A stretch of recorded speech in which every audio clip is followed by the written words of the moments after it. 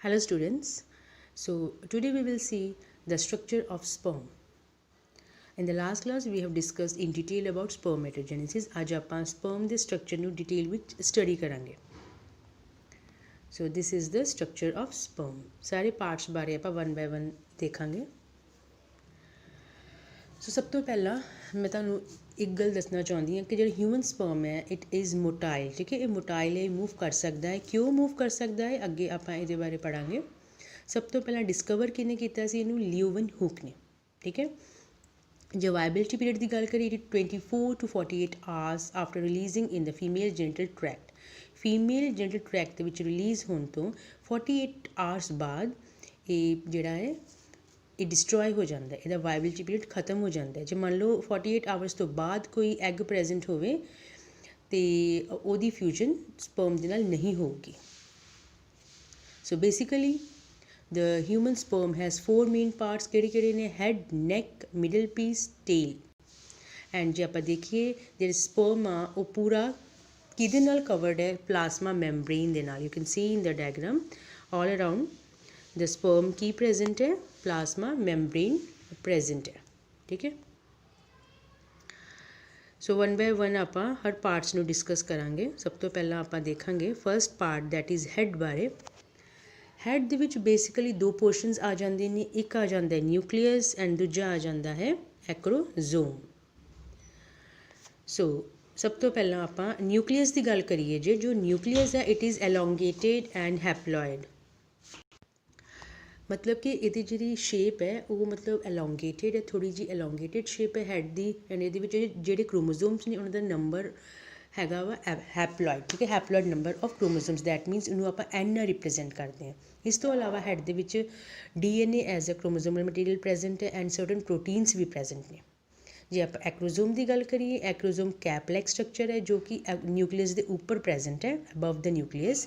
And ਇਹਦਾ ਬਹੁਤ ਹੀ important function ਹੈ ਜਿਹੜਾ ਹੈ ਇਹਦੇ ਵਿੱਚ ਕਈ ਇੰਜ਼ਾਈਮਸ ਪ੍ਰੈਜ਼ੈਂਟ ਹੁੰਦੇ ਨੇ ਲਾਈਕ ਹਾਇਲਰੋਡੇਜ਼, ਐਕਟੋਜ਼ਿਨ, ਜੋ ਕਿ ਸਪਰਮਲਾਈਸਿਸ ਐਨਜ਼ਾਈਮਸ ਨੇ। ਉਹ ਕੀ ਕਰਦੇ ਨੇ ਜਦੋਂ ਉਹ ਐਗ ਦੇ ਕੋਲ ਜਾਂਦੇ ਨੇ ਉਹ ਐਕਰੋਜ਼ੋਮ ਤੋਂ ਰਿਲੀਜ਼ ਹੋ ਕੇ ਐਗ ਦੇ ਮੈਂਬਰੇਨ ਨੂੰ ਬ੍ਰੇਕ ਕਰ ਦੇਣ ਤਾਂ ਕਿ ਜਿਹੜਾ ਐਗ ਹੈ ਤਾਂ ਕਿ ਜਿਹੜਾ ਸਪਰਮ ਹੈ ਉਹ ਐਗ ਦੇ ਵਿੱਚ ਆਪਣੇ ਆਪ ਨੂੰ ਇਨਸਰਟ ਕਰ ਸਕੇ। ਠੀਕ ਹੈ, ਕਿਉਂਕਿ ਐਗ ਦੇ ਆਲੇ ਦੁਆਲੇ ਮੈਂਬਰੇਨ ਹੁੰਦੀ ਹੈ ਜੋ ਮਤਲਬ ਜਿਹਨੂੰ ਕਿ ਬ੍ਰੇਕ ਕਰਨ ਤੋਂ ਬਾਅਦ ਹੀ ਸਪਰਮ ਉਹਦੇ ਅੰਦਰ ਐਂਟਰ ਹੋ ਸਕੂਗਾ।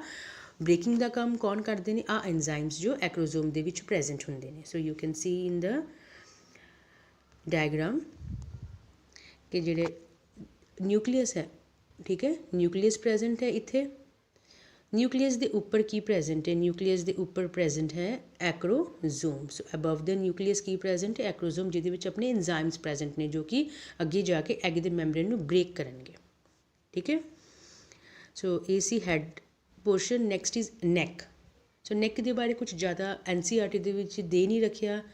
ਜਸਟ ਜਿਹੜਾ ਨੈਕ ਹੈ it is present between the head and the middle piece. ਠੀਕ ਹੈ, ਜੋ ਨੈਕ ਹੈ ਉਹ ਕਿਹਦੇ ਵਿੱਚ ਹੈਡ ਅਤੇ ਨੈਕ ਜਿਹੜਾ ਹੈ ਉਹ ਹੈਡ ਅਤੇ ਮਿਡਲ ਪੀਸ ਦੇ ਵਿੱਚ ਪ੍ਰੈਜ਼ੈਂਟ ਹੈ, in between head and middle piece. ਠੀਕ ਹੈ, and other than this if I say one more thing, head ਦੇ ਵਿੱਚ ਜਿਹੜਾ ਹੈ 2 ਸੈਂਟਰੀਓਲਸ ਪ੍ਰੈਜ਼ੈਂਟ ਹੁੰਦੇ ਨੇ। ਇਟ ਕੰਟੇਨਸ 2 ਸੈਂਟਰੀਓਲਸ, ਇੱਕ ਪ੍ਰੋਕਸੀਮਲ ਸੈਂਟਰੀਓਲ ਐਂਡ ਦੂਜਾ distal centriole. Then next is middle piece. Middle piece ਜੋ ਹੈ it is formed by distal centriole. ਠੀਕ ਹੈ, ਨੈਕ ਦੇ ਜਿਹੜਾ ਨੈਕ ਦਾ ਡਿਸਟਲ ਸੈਂਟਰੀਓਲ ਹੈ ਇਹ ਤੋਂ ਕੰਟੀਨਿਊ ਕੀ ਹੁੰਦਾ ਹੈ? Middle piece. So neck is containing distal centriole ਜਿੱਥੋਂ ਸਟਾਰਟ ਹੁੰਦਾ ਹੈ ਆਪਣਾ middle piece. So middle piece ਦੇ ਵਿੱਚ ਕੀ ਪ੍ਰੈਜ਼ੈਂਟ ਨੇ? 25 to 30 ਮਾਈਟੋਕੌਂਡਰੀਆਸ ਪ੍ਰੈਜ਼ੈਂਟ ਨੇ। You know that mitochondria power house ਦਾ ਕੰਮ ਕਰਦੇ ਨੇ। They are the power house of sperm. ਇਸ ਕਰਕੇ ਇਹ ਸਪਰਮ ਨੂੰ ਐਨਰਜੀ ਪ੍ਰੋਵਾਈਡ ਕਰਦੇ ਨੇ ਫॉर ਮੋਟਿਲਿਟੀ, ਫॉर ਮੂਵਮੈਂਟ ਕਹਿ ਲਓ ਜਾਂ ਫਿਰ ਕਹਿ ਲਓ ਕਿ ਜਦੋਂ ਉਹ ਸਵਿਮ ਕਰਦਾ ਹੈ ਨਾ ਉਹਦੇ ਲਈ ਸਪਰਮ ਨੂੰ ਐਨਰਜੀ ਕਿੱਥੋਂ ਮਿਲਦੀ ਹੈ? From these ਮਾਈਟੋਕੌਂਡਰੀਆਸ। ਸੋ ਤੁਸੀਂ ਡਾਇਗਰਾਮ ਵਿੱਚ ਵੀ ਦੇਖ ਸਕਦੇ ਹੋ ਕਿ ਜਿਹੜਾ ਮਿਡਲ ਪੋਰਸ਼ਨ ਹੈ ਉਹਦੇ ਵਿੱਚ ਬਹੁਤ ਸਾਰੇ ਮਾਈਟੋਕੌਂਡਰੀਆ ਪ੍ਰੈਜ਼ੈਂਟ ਨੇ which acts as energy source for swimming for sperms. ਠੀਕ ਹੈ, ਸੋ ਇਹ ਸੀਗਾ ਮਿਡਲ ਪੀਸ ਦੇ ਬਾਰੇ। ਨੈਕਸਟ ਆਪਾਂ ਦੇਖਾਂਗੇ ਜੋ ਲਾਸਟ ਹੈਗਾ ਹੈ ਟੇਲ। ठीक है। So this is the tail. Tail बारे ਆਪਾਂ ਦੇਖਾਂਗੇ ਕਿ ਟੇਲ ਕੀ ਹੈ। ਸੋ ਟੇਲ ਨੂੰ ਆਪਾਂ ਫਲੈਜੂਲਾ ਵੀ ਕਹਿ ਸਕਦੇ ਹਾਂ ਕਿਉਂਕਿ ਮੂਵਮੈਂਟ ਦੇ ਵਿੱਚ ਹੈਲਪ ਕਰਦੀ ਹੈ। Due to this the movement of sperm is possible, ਠੀਕ ਹੈ। ਟੇਲ ਦਾ ਕਰਕੇ ਹੀ ਸਪਰਮ ਦੀ ਮੂਵਮੈਂਟ ਪੋਸੀਬਲ ਹੈ।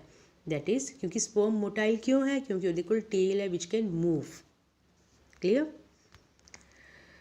so next thing is that कि after coitus, ठीक है, या फिर कह लो during coitus, ਜਦੋਂ during mating ਜਾਂ ਸਿੰਗਲ ਇਜੈਕੂਲੇਸ਼ਨ ਕਹ ਲਓ, ਜਿਹੜਾ ਮੇਲ ਦਾ ਸਿੰਗਲ ਇਜੈਕੂਲੇਸ਼ਨ ਹੁੰਦਾ ਹੈ, ਮੇਲ ਕਿੰਨਾ ਸੈਮਨ ਰਿਲੀਜ਼ ਕਰਦਾ ਹੈ 1.5 to 3 ml ਸੈਮਲ ਜਿਹੜਾ ਹੈ ਉਹ ਰਿਲੀਜ਼ ਕਰਦਾ ਹੈ। ਅਤੇ ਉਹਦੇ ਵਿੱਚ ਕਿੰਨੇ ਸਪਰਮਸ ਪ੍ਰੈਜ਼ੈਂਟ ਹੁੰਦੇ ਨੇ 200 to 300 ਮਿਲੀਅਨ ਸਪਰਮਸ ਪ੍ਰੈਜ਼ੈਂਟ ਹੁੰਦੇ ਨੇ, ਠੀਕ ਹੈ।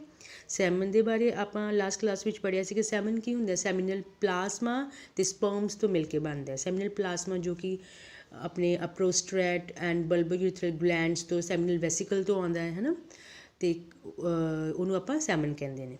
ਸੋ ਫॉर ਫਰਟੀਲਿਟੀ ਦੇ ਲਈ 60% of sperm must have normal shape and size, ਠੀਕ ਹੈ। ਸਪਰਮਸ ਦੀ ਜੇ ਆਪਾਂ ਫਰਟੀਲਿਟੀ ਦੀ ਗੱਲ ਕਰੀਏ, ਫਰਟੀਲਿਟੀ ਦੇ ਲਈ ਨੋਰਮਲ ਸ਼ੇਪ ਐਂਡ ਸਾਈਜ਼ ਕਿੰਨਾ ਦਾ ਹੁੰਦਾ ਹੈ 60% ਆਫ ਸਪਰਮਸ ਦਾ ਹੁੰਦਾ ਹੈ। ਐਂਡ ਜਿਹੜੇ ਰੈਸਟ 40% ਆਫ ਸਪਰਮਸ ਨੇ ਦੇ ਹੈਵ ਵਿਗਰਸ ਮੋਟਿਲਿਟੀ, ਉਹਨਾਂ ਦੀ ਮੋਟਿਲਿਟੀ ਬਹੁਤ ਫਾਸਟ ਹੁੰਦੀ ਹੈ, ਦੇ move very fast, clear। so this was about the structure of sperm, mostly in your exams, board exams sperms ਬਾਰੇ ਕਾਫੀ ਵਾਰ ਪੁੱਛਿਆ ਗਿਆ ਹੈ। ਤੁਸੀਂ ਜਸਟ ਡਾਇਗਰਾਮ ਡਰਾ ਕਰਨਾ ਹੈ, ਉਹਦੇ ਪਾਰਟਸ ਨੂੰ ਐਕਸਪਲੇਨ ਕਰਨਾ ਹੈ। So diagram is very very important, ਚਾਹੇ ਕੁਐਸਚਨ ਵਿੱਚ ਡਾਇਗਰਾਮ ਪੁੱਛਿਆ ਗਿਆ ਚਾਹੇ ਨਹੀਂ ਪੁੱਛਿਆ ਗਿਆ, ਬਟ ਯੂ ਹੈਵ ਟੂ ਡਰਾ ਦ diagram and based upon the diagram you can explain its parts. Okay, thank you.